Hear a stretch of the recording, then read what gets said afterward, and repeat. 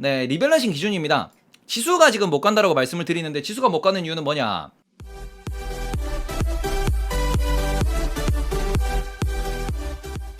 네이버보다 재미있는 테이버. 좀 걱정이 되는 게 분명히 안 망하는 친구들은 뭐냐, 빠지면은 저가매수, 빠지면 저가매수, 빠지면 저가매수, 빠지면 저가매수 올라간다 그랬어요. 근데 이 상황에서 뭔가 그 위험한 친구들은 쭉 빠지고는 살짝 들어오고 쭉 빠지고는 살짝 들어오고 쭉 빠지고 살짝 들어오고 쭉 빠져요. 이러다 보니까 결국 이게 시가총액이 큰 친구들은 자꾸자꾸 매수가 들어오면서 자꾸자꾸 올라가거든. 반대로 시가총액이 작은 애들, 위험한 친구들은 점점 떨어지니까 얘네들은 손실률이 지금 얼마? 지금 뭐 이만큼 떨어졌지만 지금 넷플릭스 같은 건 손실률을 보시면은 뭐 넷플릭스 말고 뭐 로블록스 이런 거 보시면은 손실률이 장난 아니에요. 페이팔 이런 거 보시면은 손실률 장난 아닌데, 그래서 지금 지수 보자라는 거지. 지수 보시면은 S&P 500 어떻게 가요? 자, 근데 보시면은 지금 지수 보시면은 지수 안 빠지죠. 지수 안 빠지잖아. 그러니까 지금 이게 매우 중요한 포인트인데, 지수는 안 빠지는데 넷플릭스 얼마? 마이너스 70%. 지수는 안 빠지는데 얼마? 지금 아마존 마이너스 25%. 지수는 안 빠지는데 로블록스 마이너스 70%. 이런 식으로 빠지고 있는 겁니다. 그리고 이런 상황에서 누가 올라가냐? 빅테크는 버티고 있는 상황. 빅테크 중에서도 누구? 애플이 이거 올렸죠. 이거 애플이 올렸잖아. 주가가 이렇게 밀리는 동안 나머지 다 빠지는데 오른 친구 누구예요? 버크셔가 오르고, 그리고는 에너지 업종이 올랐죠. 이런 걸 놓고 보시면은 요번에 4월에 빠진 거는 모든 전업종이 다 빠졌어요. 오른 애가 없어. 요거는 말 그대로 지수 조정으로 지수가 부러지면서 다 같이 부러진 건데, 여기서 또 반등하는 친구는 누가 될 거냐? 이걸 잡으셔야죠. 제일 중요한 건 이거야. 지금 우리가 작년 연말부터 똑같은 패턴의 반복입니다. 무슨 패턴이냐? 빠지면은 올라가는데, 문제는 계속 그 작년부터 똑같이 말씀드리는 게 조정이 온다. 조정이 왔을 때 뭘 잡아야 되냐? 반등할 때 올라갈 친구를 잡아야 된다라고 말씀을 드리죠. 작년 11월 고점이 아마 요때쯤일 거예요. 이때가 뭐 우리나라 메타버스 고점, 뭐 우리나라 뭐 대부분 기업들 고점이었죠. 미국도 다 고점이었어. 네이버 카카오는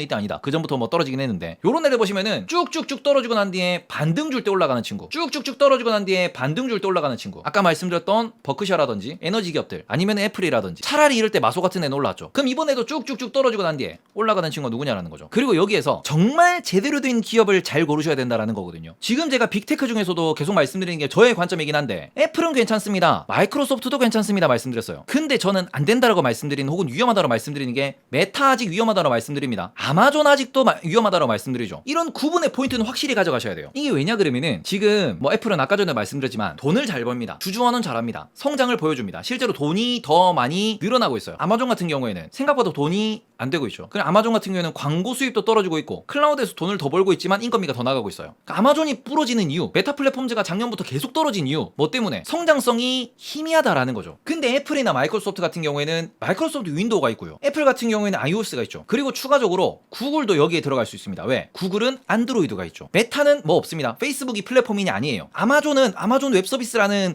아주 중요한 클라우드가 있지만, 이 5가지의 업종 중에서 제일 문제가 되는 거는 사람, 인권, 그러니까 우리가 고용인이 제일 많은 기업이에요. 아마존이 실제로 물류창고로 이용하고 있죠. 물류창고로 운영하고 있으니까. 그래서 아마존은 인건비 부담이 너무 세다. 메타는 플랫폼이 없다. 근데 이런 기준을 잘 세우셔야 됩니다. 왜? 아마존에서, 아니면 넷플릭스에서, 아니면 메타 플랫폼즈에서 어떤 일들이 발생했냐? 빠지고는 복구가 안 되죠. 넷플릭스가 이렇잖아요. 넷플릭스가. 물론 저는 여기서 빠질 때 누굴 샀냐? 애플을 샀습니다. 여기서 빠질 때 누굴 샀냐? 마이크로소프트를 샀어요. 여기서 빠질 때 넷플릭스를 샀어요.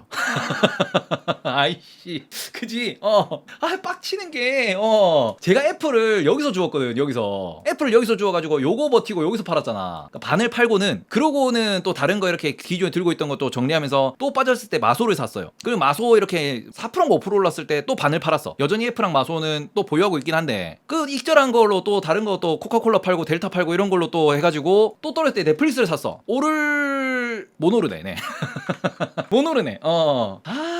이번 세 번째 전략은 실패인데, 어쨌든 요런 것들을 결국 올라갈 수 있는 기업들, 본인이 확실히 뷰를 정해놓고 접근하셔야 돼요. 그러니까 본인의 뷰가 되게 중요하다라는 것과, 이런 걸 할 때 아무리 좋은 기업이라고, 아무리 유명한 기업이라고 하더라도 못 올라가는 친구는 지금 과감하게, 적어도 이런 장이 1년 정도 반복된다라고 하면, 저 넷플릭스 말씀드렸죠. 한 6개월 본다고. 너무 단기 급락이라서 들어간 건데 이것도 회복되려니까 적어도 6개월은 걸리겠네요 라고 생각을 하는 거거든요. 그런 관점에서 보시면은 지금 투자를 하실 때 진짜로 성장성이 있는지, 현금 흐름이 좋은지, 그리고 현금 흐름이 늘어나는지, 요거를 보셔야 된다고 말씀을 드리고, 미장은 어차피 지금 들고 있는 거 뭐 에어비앤비, 그리고는 코카콜라는 뭐 많이 팔았고, 델타는 다 던졌고 지금 들고 있는 게 애플, 마이크로소프트, 그리고는 넷플릭스, 그죠? 그리고는 지금 그 월마트도 이번에 많이 던졌다. 그다음에 그 BTI도 많이 던졌어요. 브리티시 토바코도 떨어질 때 사가지고 이번에 올라가지고 많이 팔았거든요. BTI도. 까지 뭐 들고 있는 거면 대충 이래요. 성장주 중에서 에어비앤비 정도 더 들고 있다. 델타를 판 이후도 에어비앤비 때문에 팔았는데 지금 그런 상황이고, 거기에서 우리가 투자를 하실 때 잘 보셔야 되는 거는, 저는 국내 기준에서는 또 이제 좀 더 리밸런싱 할 거라고 생각을 하는 것도, 저는 국내는 일괄 매도를 생각한다고 말씀을 드렸는데, 다들 그거지. 미국이 뭐 달러가 너무 환율이 너무 외국인이 빠져나가고 뭐 경기 침체가 오니 계속 그런 얘기 하니까 야씨 다 집어던져야 되나? 라는 생각을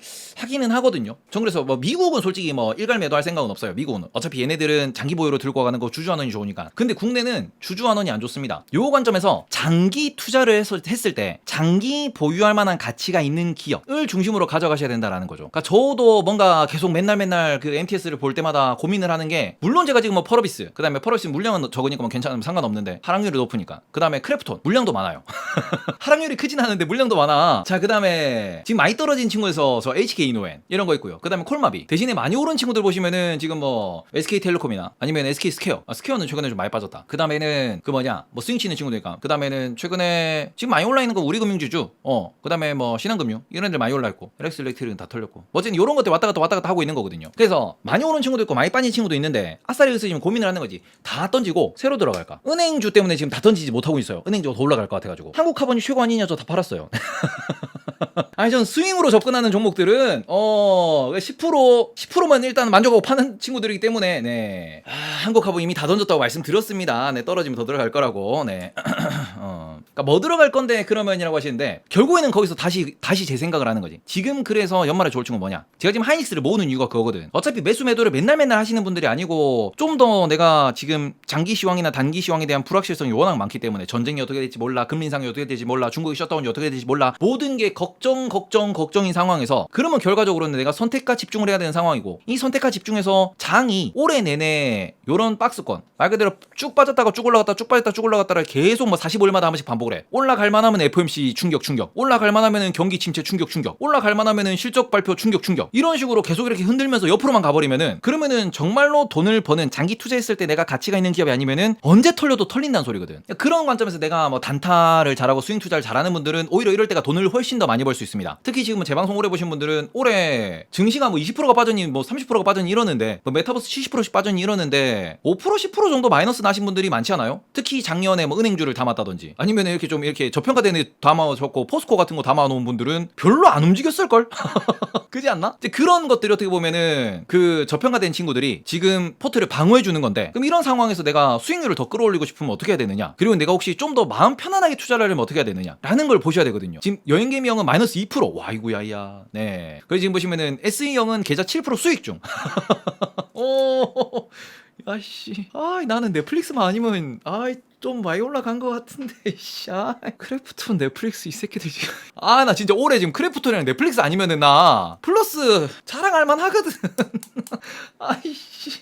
개빡쳐요 진짜. 휴재는 마이너스 안 커요. 뭐 다른 게 비중이 크니까 뭐 이렇게 뭐 펄어비스 빠지고 이런 건 상관도 없는데 티가 별로 안 나. 크래프톤 넷플릭스 그죠? 뭐 어쨌든 상패 안 당해요 이 친구야. 근데 어쨌든 이런 걸 보실 때, 만약에 내가 지금 그 뭐 저 같은 경우에는 은행주가 많기 때문에, 그리고 경기 방어주가 많기 때문에 고민을 정말 많이 합니다. 뭐 은행 올라갈 때 중간중간 손절 써도 되는 거니까, 대응을 하면 되는 거니까 라는 건데, 초보자로서 내가 만약에 좀 더 편안한 포트폴리오를 가져가고 싶다, 내가 다 집어던지고 싶다라고 하면은 그때 고민을 하는 거예요. 정말 내가 올해 적어도 이번 분기 다음 분기 때까지 못 올라갈 만한 친구가 많으냐. 그럼 그렇게 됐을 때 지금은 찐으로 공부를 빡세게 해가지고 좋은 종목을 골라놓고 선택과 집중을 해가지고 딱 돈을 뭐 적어도 한 5종목 정도, 3종목에서 5종목 정도, 그 정도에다 몰빵 딱 때려놓고는 올라갈 때까지 버티는 전략, 그것도 되게 유효할 수 있거든요. 그래서 그런 거를 우리가 좀 고민을 하실 때, 그러니까 말 그대로 이거지. 분명히 지수가 못 간다고 하더라도, 지수가 빠그라진다고 하더라도 올라가는 친구도 있습니다. 지금 시황에서 전기차가 점점 늘어난다, 2차 전지는 분명히 올라갈 게 맞아요. 그런 거는 분명히 빼먹으면 안 돼. 반도체 2차 전지 빼먹으면 안 돼요. 계속 그 동네는 관심을 갖고 트레이드하는 게 맞아. 그런 상황에서 연말 되면 조선 좋아진장, 진짜 조선 좋아질 거예요. 그런 것도 계속 보시는 게 맞아. 한국카복, 돈송화이트 이런 친구들 관련돼가지고 뭐 조선 기자재 이런 데 계속 보시는 게 맞아. 대신에 내가 거기서 올해 정말 안 좋을 것 같은 친구들, 컨텐츠 이런 친구들, 게임 이런 친구들, 그런 애들에 대해서 내가 버틸 수 있으면 버티시는 건데, 못 버틸 것 같다라고 하면은 전략을 짜셔야 되죠. 근데 그런 부분에 대해 가지고는 지금 내가 리밸런싱을 할 때, 특히 게임은 현금 흐름이 안 좋습니다. 게임은. 그래서 그런 거는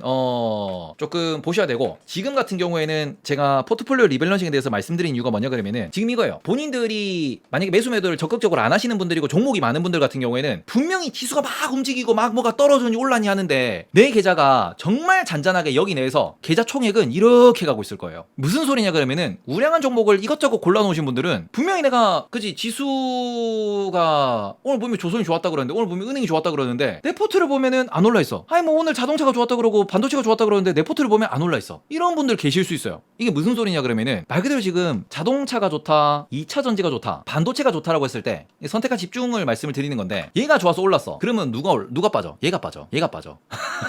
그래서 지수는 뭐? 내 계좌는 뭐? 보합. 반대로 이게 오늘은 2차 전지가 좋다라고 합니다. 그래서 2차 전지가 올랐대. 그럼 반도체는 옆으로 가는데 자동차가 빠졌어. 그럼 내 계좌는 뭐? 보합. 그러니까 실제로 이게 우리가 긴축이니 뭐 지금 뭐 금리를 올리니 이런 얘기를 하고 있잖아요. 계속 그런 얘기를 하다 보니까 시장에는 요거를 명심하셨으면 좋겠는데 시장에는 돈을 넣어주는 주체가 3개가 있다고 말씀을 드립니다. 그게 개인 투자자가 있고요. 그리고는 반대로 기관 투자자가 있습니다. 여기는 연기금 같은 것이죠. 그러니까 시스템적으로 들어오는 돈. 개인 투자자 같은 경우에는 우리가 매수 매도를 뭔가 이렇게 좀 적극적으로 하고 나의 자산을 굴리기 위해서 들어오는 분들 혹은 은행이나 펀드를 통해 가지고 내가 돈을 넣는 분들이에요. 나의 자산을 위해서 투자를 하는 것이죠. 개인 투자자들이 본인들의 자산을 굴리기 위해서 들어오는 친구들이 있습니다. 자본을 굴리기 위해서. 연기금 말 그대로 사회 시스템이에요. 이런 것들은 우정사업본부, 연기금, 그죠? 엄청나게 큰 돈들이 있습니다. 또 누가 있냐? 한 군데 더 이제 지금 기업들이 뭘로 주는데요? 주주환원으로, 자사주 소각으로 시장에 돈을 뿌리잖아. 그러니까 어떻게 보면 세 개의 주체가 시장에 돈을 뿌리는데 특히 국내 기준, 미국 기준으로는 주가가 빠져도 장투해도 되는 이유가 얘들이 돈을 계속 넣으니까 상관이 없어요. 그래서 미국은 그냥 물리면 장투한다라는 관점으로 접근하시면 되는데 국내는 주주환원이 약하다 보니까 이게 없어요. 그러면 지금 문제는 뭐예요? 연기금도 돈을 더 못 넣고 개인들도 금리가 오르니까 돈도 못 넣어요. 레버리지 더 못 씁니다. 그럼 뭔 소리냐? 이걸 팔아야 이걸 사거든. 그러니까 나의 계좌가 자꾸 보합으로 가는 거예요. 지금 종목이 많으면 컨트롤이 안 됩니다. 지금 종목이 많으면 종목을 점점 줄이셔야 되는 타이밍이라는 거죠. 내가 평소 때 좀 마음에 걸렸던 친구, 얘는 손절해지 각지던 친구 같은 경우에는 비중이 작은 친구면은 뭔가 내가 뭐 큰 종목에서 익절 좀 했을 때 비중 작은 거는 과감히 날리셔야 돼. 지금은 종목을 줄이셔야 됩니다. 확실한 친구 중심으로 가셔야 돼요. 그래서 요거는 한 종목 몰빵은 너무 위험하니까 3종목에서 5종목 정도를 말씀을 드리는 건데 지금은 비중을 점점 줄이면서 정말 확실한 친구들을 중심으로 들어가야 될 때, 그래서 포트폴리오를 좀 더 간략화하고 간소화하고 몇몇 기업에 집중해서 내가 좀 집중도를 올려가지고 공부를 빡세게 해야지 더 확실한 돈을 벌 수 있을 상황입니다. 지금 같은 경우에는 한 종목으로 줄였다. 좋은 종목이면 한 종목도 괜찮긴 한데 계속 얘기하는 게 지금 우금지도 그렇고 오스템도 그렇고 갑자기 거래정지 터지면 답이 안 나온다라니까요. 그러니까 한 종목을 투자하는 게 나쁘다는 게 아니에요. 그 종목에 무슨 일이 날지 모르니까 그 종목만의 악재가 생길 수 있으니까 적어도 한 3종목에서 5종목 정도로만 좀 트레이드 했으면 좋겠다라고 하는 거지. 한 종목이는 무섭단 게 무슨 일이 어떻게 틀릴지 모르잖아. 그 직원이 몇만 명인데 그러니까 그럴 때 정말 확실한 종목에 대해서 내가 많이 가져가시면은 지금은 정리가 안 될 수 있어요. 지금은 오히려 시장이 점점 복잡해집니다. 작년 재작년에는 돈이 많으니까 얘 다음 얘네라고 어떻게 보면 순서 줄 서가지고 올리던 타이밍이었는데 지금은 그게 아니에요. 줄 서서 올리는 게 아니고 정말 까다롭게 해가지고 올라가는 친구들인데 거기서 내가 종목이나 섹터나 그 시황을 대충 보고 들어가시면은 조금 수익률이 생각했던 것보다 안 나올 수 있고 매수 매도가 꼬일 수 있다라는 거죠. 그래서 이런 관점에서 투자를 하실 때 조금은 지금은 리밸런싱이라는 걸 고민을 해야 되는 타이밍이기도 합니다. 왜냐면 우량주를 들고 있는 분들은 지금 포트가 별거 플러스 마이너스가 없었다라고 하면은 좀 더 비중을 좀 간략하면서 비중 조절을 좀 하셔야죠. 그리고 5월 FOMC가 발표가 나면서 혹시나 반등을 준다 그러면은 그때가 좀 포트폴리오를 바꿀 만한 타이밍이지 않나라고 생각을 합니다. 그래서 그런 거는 우리가 좀 투자를 하실 때 잘 좀 체크를 하면서 투자를 해야 되고 지금 흐름에서 지금 관점에서 가장 중요한 포인트가 거기 있다라는 점을 조금 봐주셨으면 좋겠어가지고 오늘은 매우 중요한 얘기라고 말씀을 드렸는데 지금 지수는 횡보권으로 많이들 생각을 하세요. 한국 같은 경우에는 이게 삼성전자, 하이닉스가 지수의 대부분을 차지하니까 뭐 한국 같은 경우는 올라갈 수도 있어요. 다만 뭐냐 지금 나스닥 100 몰빵 때린다. 나스닥 100 몰빵 때리면은 요것보다 오히려 뭐가 수익이 좋을 수 있다? 한 3개에서 5종목에다가 말 그대로 집중 투자하는 게 훨씬 수익이 좋을 수 있는 구간이다라는 거죠. 그래서 요거를 좀 우리가 인지를 하면은 포트폴리오를 왜 지금 간략해야 되는지, 그리고 내 포트폴리오, 내 계좌가 왜 지수 횡보하는데 내 것도 횡보하고 수익은 딱히 안 나고 왜 재미가 없는지, 왜 노잼인지를 확인하실 수 있는 거거든요. 기회는 정말 많아요. 현금을 들고 있으면은 급락 나왔을 때는 땡큐하고 사면 되고, 현금이 많으면은 몇 종목 투자하고 있다가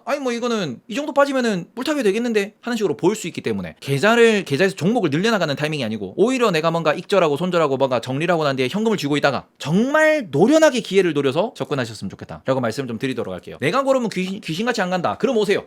여기가 주린이 집인 이유가 뭡니까? 언제 갈지 우리가 따져보면 되잖아. 어떤 종목이 언제 갈지 누가 갈지 그건 모르는 거니까. 그런 관점에서 이렇게 보시면서 지금은 포트폴리오 리밸런싱을 고민을 하시는 분들은 왜 이런 마음이 드는지를 이해를 하시고, 그러고 난 뒤에 내가 어떤 식으로 포트폴리오 리밸런싱을 해야 되는지를 한번 정말 좀 깊이 있게 고민을 하셨으면 좋겠습니다. 내가 들고 있는 종목이 정말로 이게 숫자로 늘어나는 거고 현금 흐름이 좋고 장기 보유할 가치가 있는 기업인지, 그러면 굳이 팔 필요는 없지. 그리고 내가 이런 친구들이 스트레스 받는 친구들이 있으면은 얘네들은 어떤 식으로 비중을 줄여야 될지, 그걸 예전 같은 경우에는 버티세요, 올라갈 때까지 기다리시면 됩니다인데, 지금은 자칫 잘못하면은 지금 특히 좀 거슬리는 친구들은 비중을 줄이는 전략을 짜셔야 되고요. 요거는 꼭 짜야 되는 상황이고, 여기에서 지수 투자보다는 종목 투자라는 식으로 정리를 좀 해보셨으면 좋겠습니다. 네. 지금 확실히 선택과 집중이 필요한 상황이기 때문에 개티 형님 같은 경우는 이미 미국장에서 몇몇 종목을 정해놓고 매수를 때리고 있으신데 그런 전략도 좋고요. 국내도 그런 전략 좋고요. 그래서 정말 되는 친구 중심으로 계속 비중을 늘리시면서 걔네들이 수익이 났을 때